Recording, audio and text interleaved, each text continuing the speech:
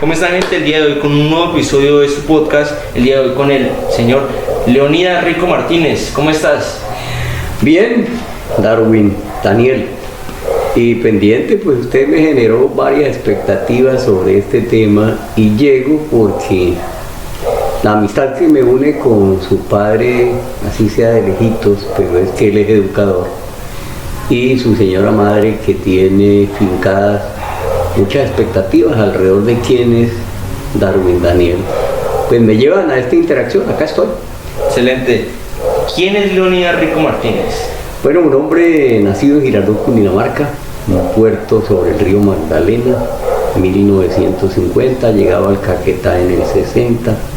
Mi papá viene tras la onda de la madera porque él era ebanista. A él no le gustaba que le dijeran que era carpintero, decía carpintero es el pájaro. Y al final, pues mi señora madre es la que se echa al hombro el hogar y termina con los 4 hijos, con un privilegio importante que era la educación, porque en realidad familia que se respete en el mundo debe invertir en la educación como un valor estratégico. Exactamente. Bueno, yo te quería preguntar, ¿por qué dedicar tu vida a la educación, a ser profesor? Pero eran épocas muy difíciles en el país. 1970, 1971, el estudiantado universitario estaba en el país en unos niveles de convulsión muy importantes a raíz de varias dificultades que se daban con la intromisión de el gobierno de los Estados Unidos en políticas de ajuste para América Latina. Y Colombia no fue la excepción.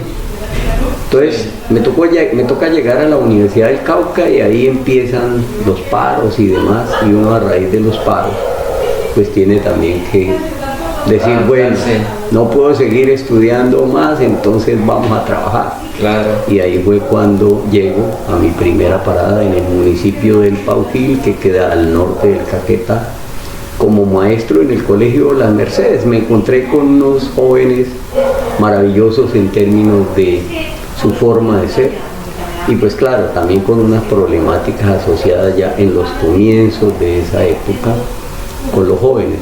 Sí. Camino a seguir el deporte, y organizábamos todo tipo de actividad deportiva con los jóvenes, aprovechando pues que yo al menos les podía aguantar el trote, y entonces ahí estuvimos nosotros en el Paujil, en la primera parada como maestros. Luego tuvimos la oportunidad de hacer otros ejercicios, regresar a la Universidad del Cauca a reemprender la ingeniería electrónica.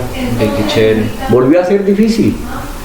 Regresé al Caquetá y entonces ya estaba Itusco, ya estaba la Universidad Surcolombiana, y encontré que podía homologar asignaturas varias de las que había hecho hasta el 5º semestre en la Universidad del Cauca en electrónica. Me las valieron y entonces Leonidas se volvió licenciado en matemáticas y física. Física, matemática. En matemáticas y física, licenciado. Área mayor diría uno, matemáticas. Qué crack, qué crack. Bueno, ¿cómo eras ser profesor en esa época? Porque era muy difícil, ¿no? Con el tema de la violencia, las guerrillas, etcétera. Bueno, fueron varios los conflictos, pero hay que aunar algo muy interesante. Es que el maestro era muy querido en la comunidad. Sí. Y se integraba fácilmente con los padres de familia. Y los padres de familia le ponían a uno como tarea central dialogar con sus hijos alrededor de determinadas problemáticas. Y me quedaba fácil porque yo era joven, entonces me acercaba fácilmente a ellos, bien fuera con el fútbol, con el ajedrez. El voleibol no se me daba, pero bueno, yo trataba de hacer algo en voleibol. Y de otra parte, pues también con el atletismo. Ahí fue mucho mejor porque pues uno debía desarrollar algunos niveles que eran importantes. Vale, estupendo, qué chévere, qué chévere. ¿Cómo fue vivir el periodo de la violencia? En realidad en el Caquetá nosotros los maestros agremiados en AICA vivimos una violencia muy compleja, porque para los organismos del Estado nosotros terminábamos siendo informantes del ejército, auxiliadores de la guerrilla, es decir, por cualquier lado perdíamos, porque con la guerrilla resultábamos de informantes, con el ejército, y con el ejército pues nosotros resultábamos como auxiliadores. Ok. Y vimos desaparecer a muchos hombres y mujeres buenos que desempeñaban la labor de maestro, y eso hizo complicada la situación. Pero AICA, que es la asociación, hoy se llama Asociación de Trabajadores de la Educación en el Caquetá, en esa época era Asociación de Institutores del Caquetá, una organización muy importante para poder lograr que ella era la defensa de los derechos de los maestros. Claro, las que los protegía, porque, por ejemplo, el caso de mi papá tuvo que ver muchas veces como se tuvo que ir de ciertas comunidades porque lo miraban extraño, porque era nuevo. ¿Sí me hago entender?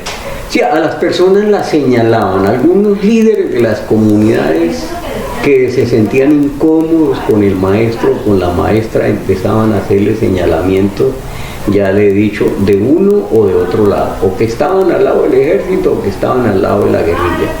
Y entonces es lo que le ha ocurrido hoy a muchas comunidades en el país, sí, en el Urabá, en norte de Santander, en Nariño, en Cauca, donde el campesino queda en el emparedado, y eso es lo que hay. Sí, queda en la mitad ahí. Ok, vale, perfecto.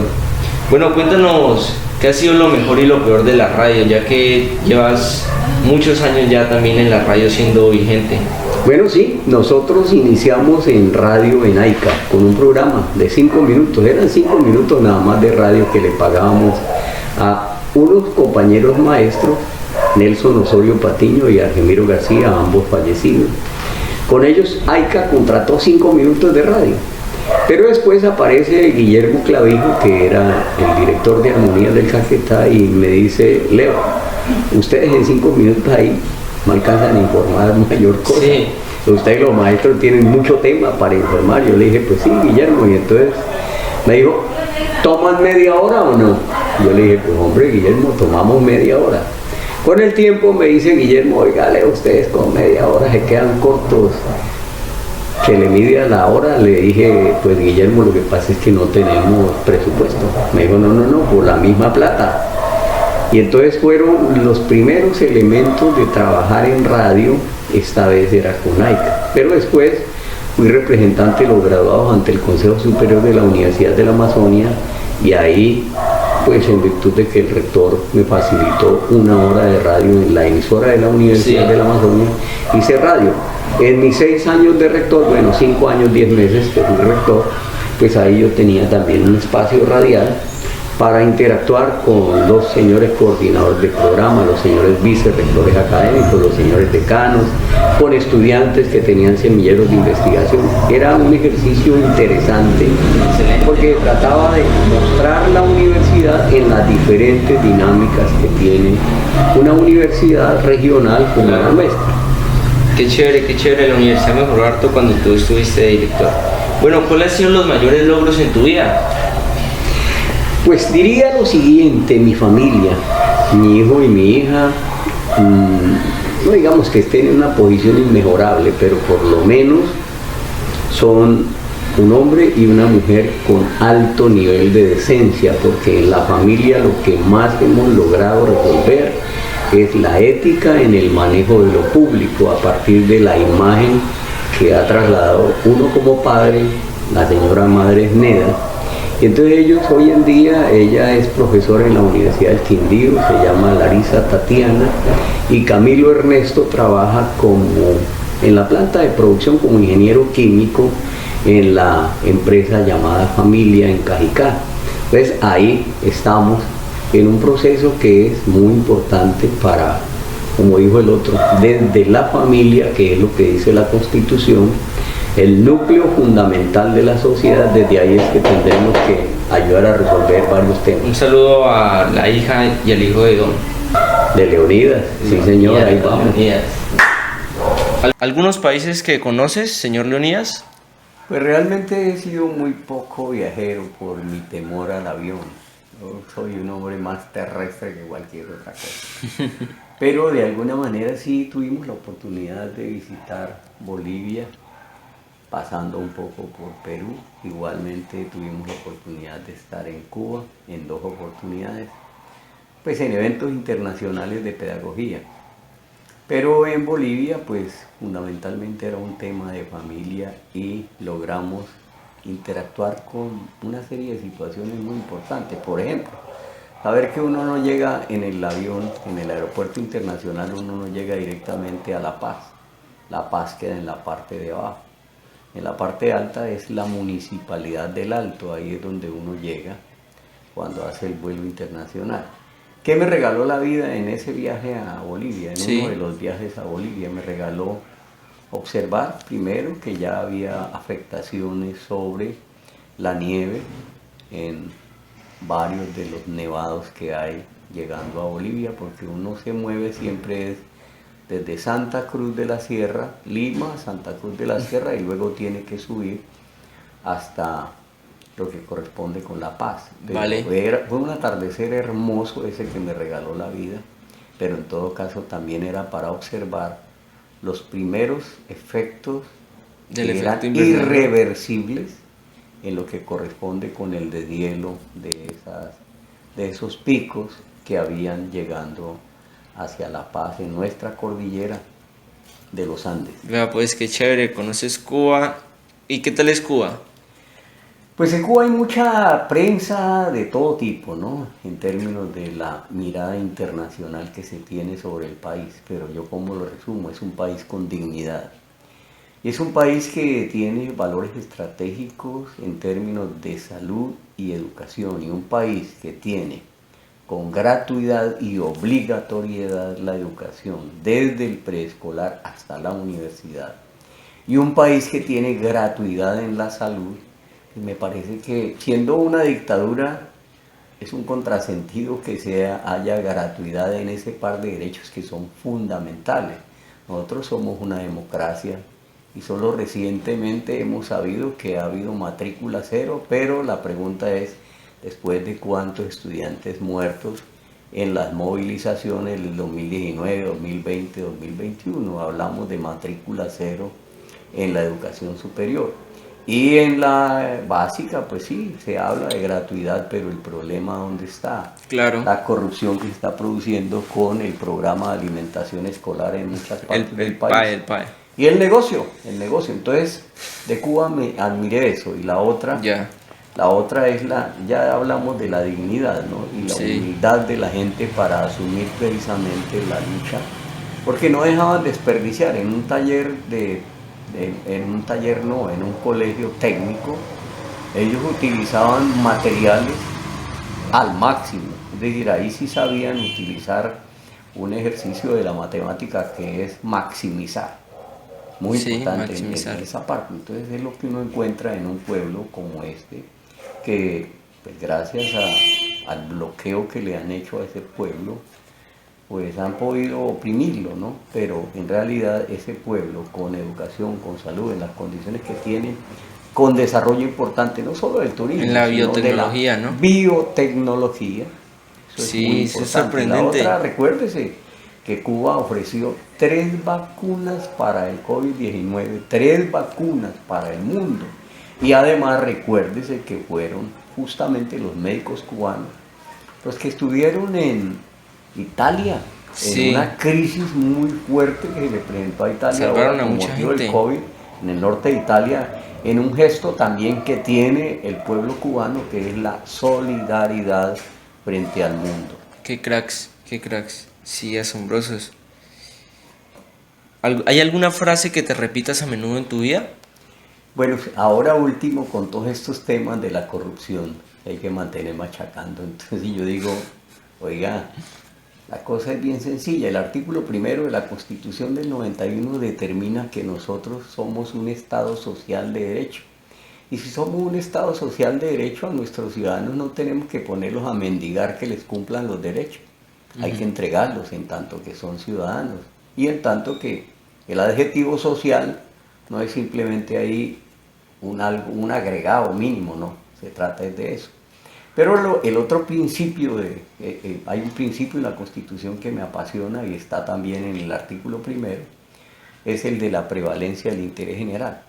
En la medida en que la ciudadanía tuviera en cuenta este pequeño detalle de prevalencia del interés general, nosotros podríamos tener unas condiciones muy diferentes en nuestro país. Esa es una carga determinante Claro. para poder avanzar.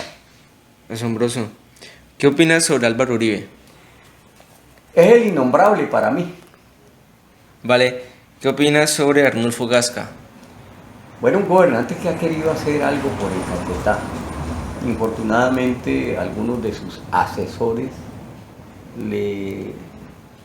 como que lo llevaron a plantearse unas metas muy grandes y hoy en día hay inconformidad por parte de sus electores, en particular por el sector campesinado, porque no solamente está lo que hizo el gobierno nacional, de que en la ONU no reconoció a los campesinos como sujetos de derecho, el recorte mismo al desarrollo del acuerdo de paz, que hubiera sido mucho más importante para el Caquetá, y fuera de eso algunas de las inversiones que están en entredicho hoy, lo que ocurre precisamente con los recursos Vocal Paz, que algunos, la versión que tenemos es que ha habido mucha malinversión de recursos, malversación de los mismos, y esto lleva a que la gente aumente los niveles de desconfianza.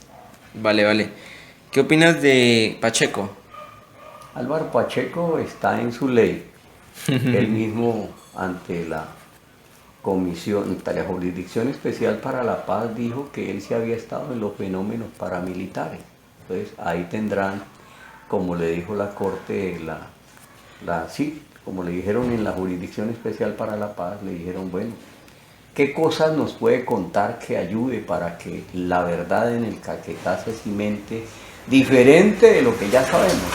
Entonces quedó frenado en el cuarto acuerdo porque no pudo aportar otros elementos que le sirvieran al territorio en ese esclarecimiento tan importante que ha hecho la Comisión de la Verdad, porque en la medida en que esa barbarie la sepamos, empieza la catarsis y vamos a seguir construyendo un horizonte mucho mejor. Exactamente. ¿Qué opinas sobre el exalcalde Andrés Mauricio Perdomo Lara?